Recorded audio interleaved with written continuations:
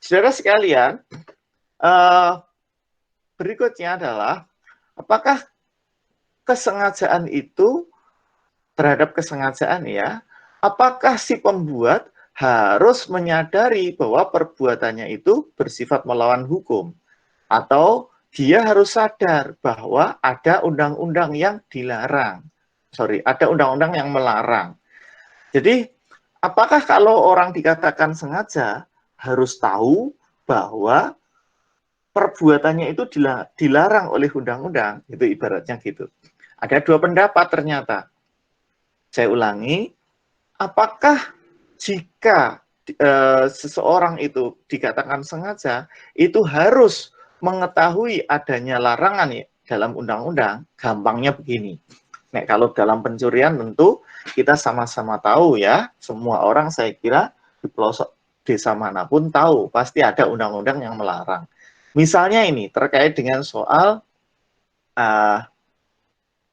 apa ya? Misalnya terkait dengan yang sering ini saya contohkan, orang menanam ganja misalnya. Nah, kalau kita yang kebetulan atau saudara yang kebetulan mahasiswa, saudara tahu bahwa ganja itu jelas dilarang dalam undang-undang psikotropika ya.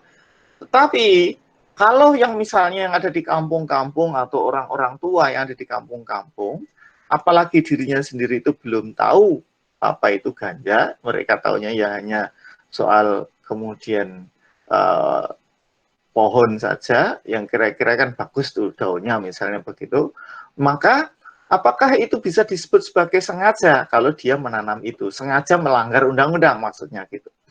Nah, ternyata ada dua pendapat. Pendapat yang pertama, kesengajaan itu berwarna. Jadi, untuk adanya kesengajaan, si pembuat harus menyadari bahwa perbuatannya itu dilarang. Jadi, kalau tidak mengetahui, maka dia tidak bisa disebut sengaja. Misalnya, orang yang melakukan pembunuhan harus dia tahu bahwa pembunuhan itu dilarang oleh undang-undang. Kalau dia kemudian melakukan korupsi, dia juga harus tahu kalau perbuatannya itu dilarang oleh undang-undang. Berarti kalau sebaliknya, kalau dia tidak tahu, menurut pendapat yang pertama, kalau dia tidak tahu tentang hukum yang mengatur, maka dia tidak bisa dipidana karena kesengajaan, gitu ya, karena kesengajaan loh. Nah, jadi menurut teori yang pertama ini sangat agak agak berat ya, karena memang kita menganut fiksi hukum. Jadi entah dia sudah membaca atau tidak, orang bisa dianggap sebagai tahu hukum jika sudah diundangkan. Oleh karena itu kemudian muncul teori yang kedua. Sengaja itu tidak berwarna. Jadi seorang itu tidak harus mengetahui adanya undang-undang atau dilarangnya suatu perbuatan tersebut. Cukup si pembuat itu menghendaki perbuatan yang dilakukan, ia tidak perlu tahu bahwa perbuatannya itu dilarang atau tidak, maka dia bisa dipidana. Dan inilah yang dianut oleh MVT, karena memang MVT atau hukum kita, utamanya dalam negara-negara yang civil law system, itu menganut yang disebut dengan fiksi hukum. FICTIE, fiksi hukum. Jadi saudara, karena kita menganut fiksi hukum ini, maka kesengajaan yang kedua inilah yang dianut. Tetapi pesan saya, saudara, jangan memakai ini terlalu strict juga. Jangan terlalu strict.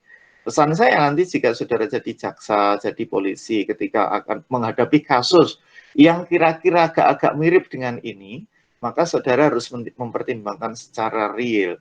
Bukan berarti lalu yang penting dia sudah melanggar, lalu kemudian ditangkap begitu. Misalnya terhadap kasus si nenek tadi misalnya.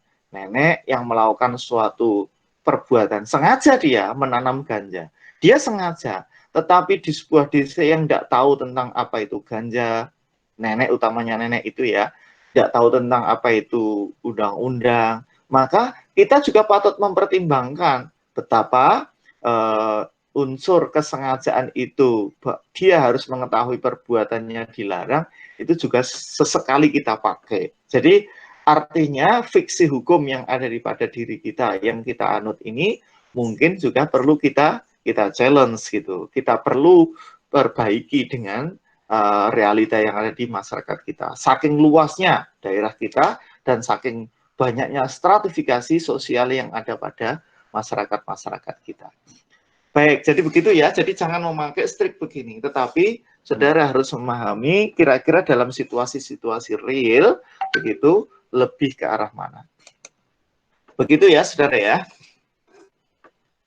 Ya, Pak. Bisa diikuti? Ya, diikuti ya, saudara ya. Jadi ini. Siap.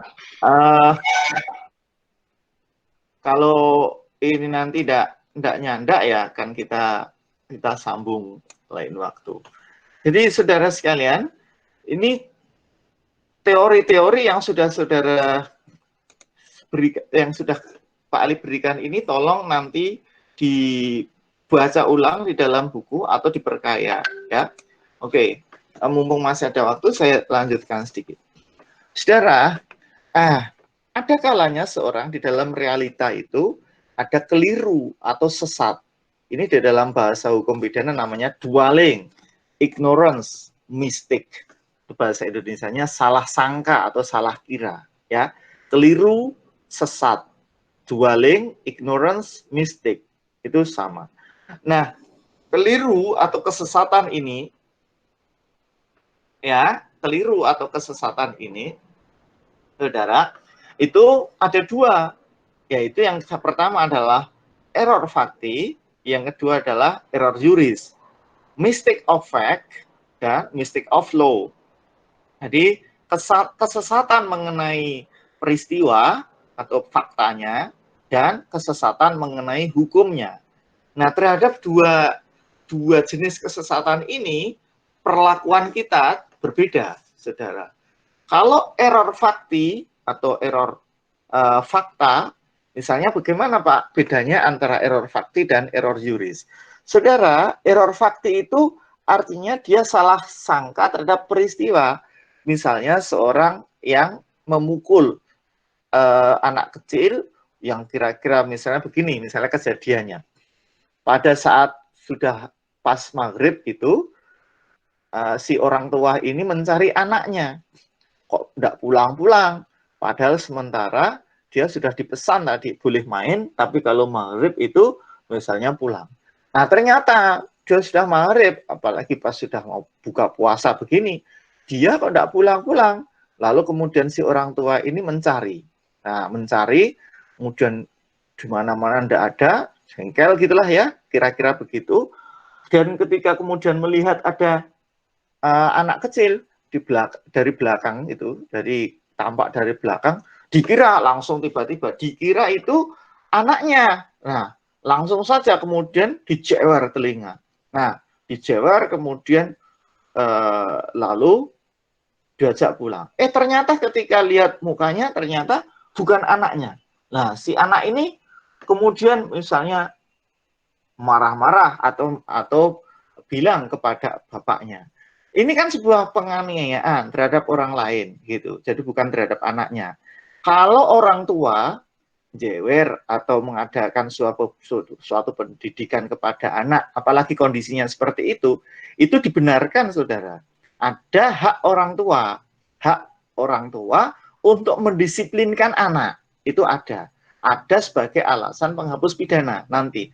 Asal tidak terlalu berat ya, misalnya kayak seperti langsung dipukul atau ditusuk atau dikeprui gitu, enggak. Kalau contohnya Pak Ali tadi kan jewer, sekedar jewer itu artinya sebenarnya yang masuk juga penganiayaan. Lihat saudara, pasal 351 itu kan juga bisa penganiayaan ringan. Jadi jangankan kok jewer, saudara nyelentik aja. Saudara harus bisa membedakan ya jewer dan nyelentik ya. Nyelentik itu kecil gitu. Nah, tapi kalau jewer itu agak besar gitu di telinga. Nah, terhadap nyelentik saja bisa dianggap sebagai penganiayaan, meskipun penganiayaan ringan. Tetapi kalau ini terhadap anaknya dalam rangka untuk mendisiplinkan, maka ada hukum yang disebut dengan tucht reh, hukum mendisiplinkan yang dimiliki oleh seorang orang tua atau guru juga punya hak itu, sehingga dia bisa dibebaskan dari tindak pidana. Ada alasan pembenar. Nah, terhadap kasus yang Pak Ali sebutkan tadi, misalnya orang yang melakukan jewer yang dikira anaknya itu merupakan mistake of fact, error fakti namanya. Jadi faktanya begitu. Nah, faktanya salah, dikira anak gitu. Nah, terus Pak, kalau error juris apa? Kalau error juris bagaimana Pak? Kalau error juris itu berarti dia tidak tahu hukumnya. Dia melakukan katakanlah seperti tadi yang saya contohkan. Dia menanam ganja. Dia tidak tahu hukumnya. Ya, gitu. Jadi dia tidak ngerti tentang undang-undang. Jangankan kok mereka yang ada di pedalaman, di Kalimantan atau di Papua, tidak mesti itu. Di desa-desa di Jawa kita juga banyak orang-orang tua kita yang tidak paham, tidak tahu tentang hukum. Jadi itu yang disebut dengan mistake of law, kesalahan hukum, tidak tahu tentang hukum, ya, tidak tahu tentang undang-undang. Nah, bagaimana Pak? Apakah bisa dipidana atau tidak? Terhadap error fakti, ya, non-noset tidak bisa dipidana.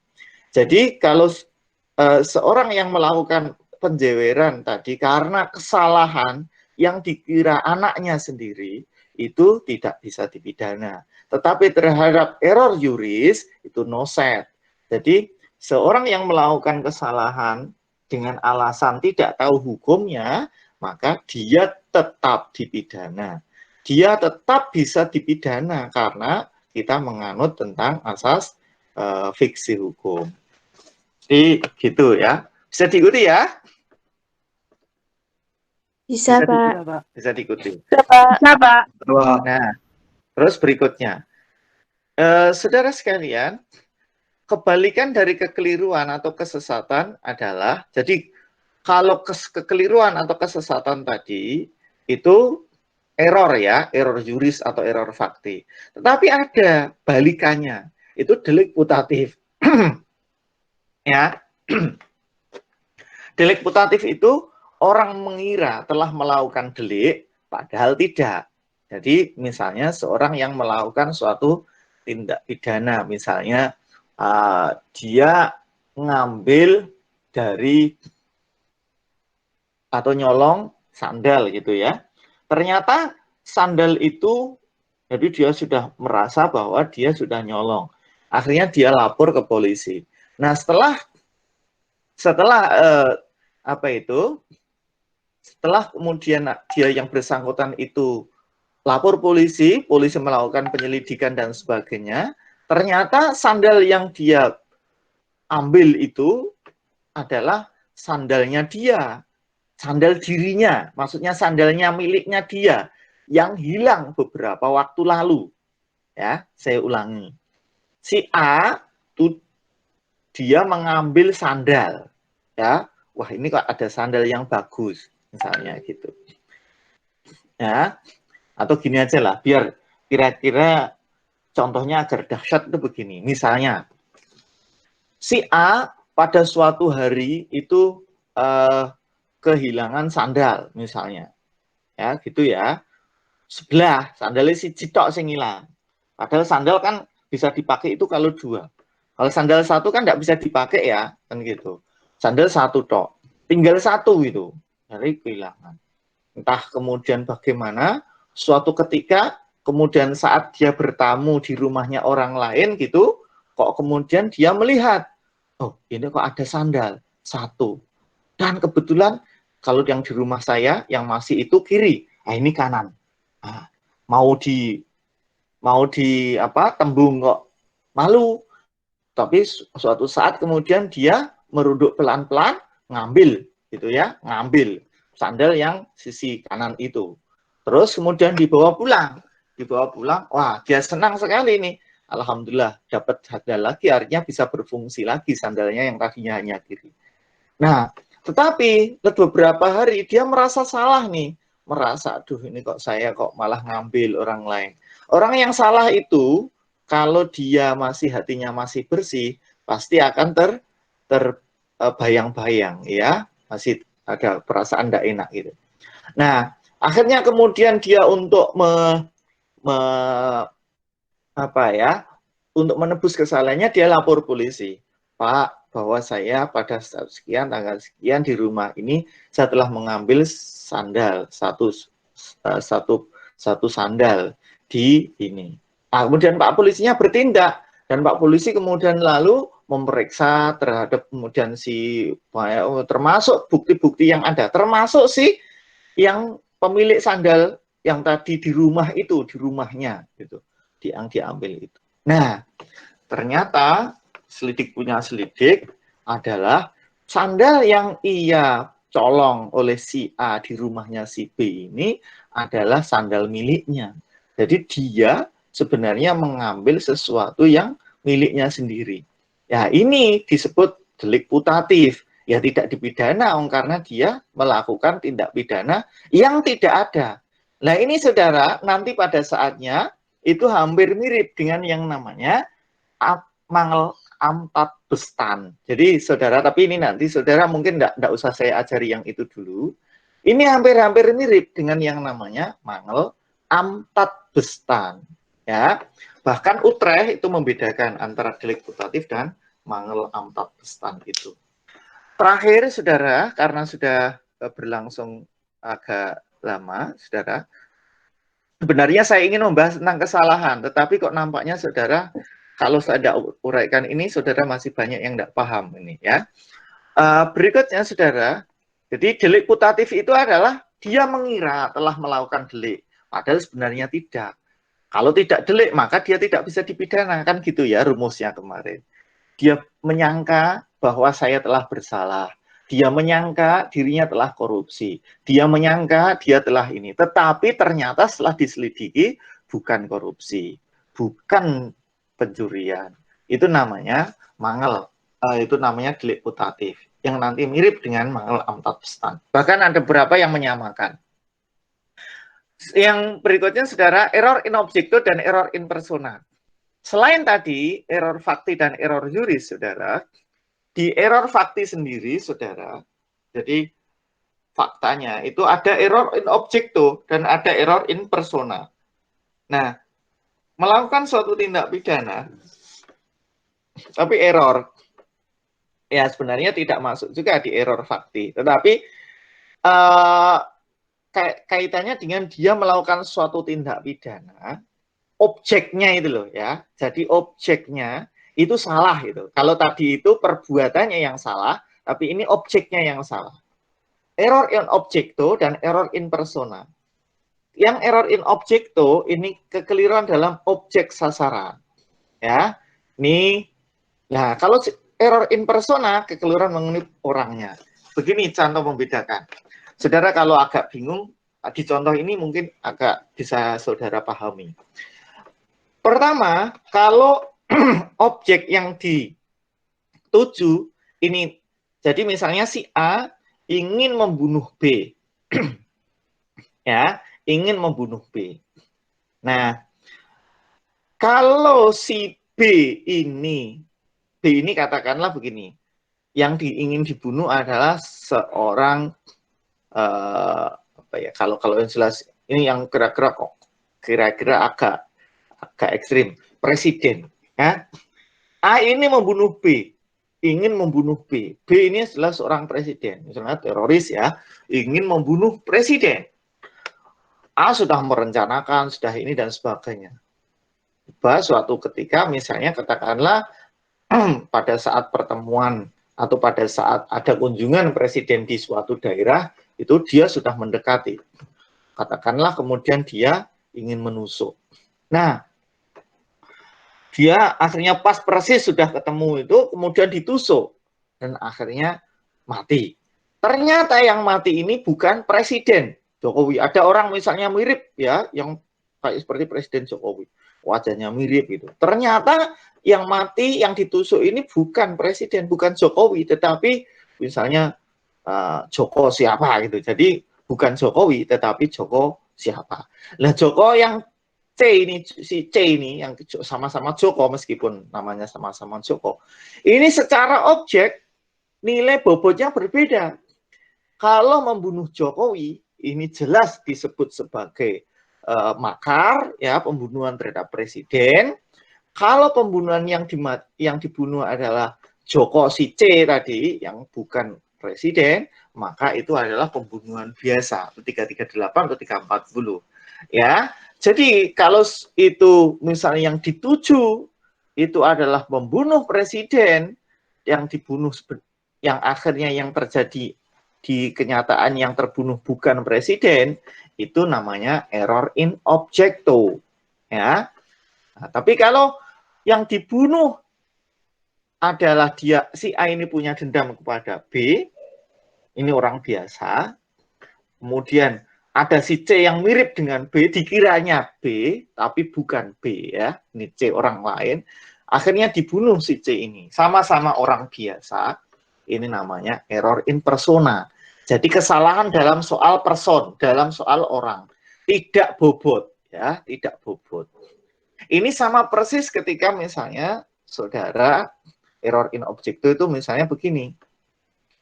Orang ingin membunuh, dikiranya babi gitu ya. Misalnya di tempat yang agak gelap misalnya, di tempat yang rimbunan. Di situ ada kerusak gitu. Dikira babi. Nah, karena di kebunnya dia dianggap itu merusak tanaman dia, maka yang dikira babi itu akhirnya ditembak. Mati. Ternyata yang mati itu adalah bukan babi. Ternyata di situ adalah orang, misalnya yang sedang berpacaran ya, sedang berpacaran di kerusakan itu tadi. Akhirnya mati salah satu karena kena tembak. Nah, matinya si objek yang tadi dikiranya babi ternyata orang, ini adalah error in objecto. Kalau membunuh babi dalam arti babi liar yang tidak dilindungi, itu ya tidak dipidana. Tetapi kalau ini tadi yang mati akhirnya manusia yang sedang berpacaran, ya dia tetap dipidana.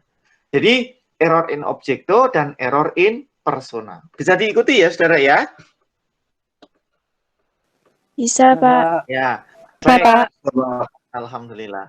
Jadi saya kira begitu saudara. Saya kira ini dulu karena kita sudah cukup waktu ya.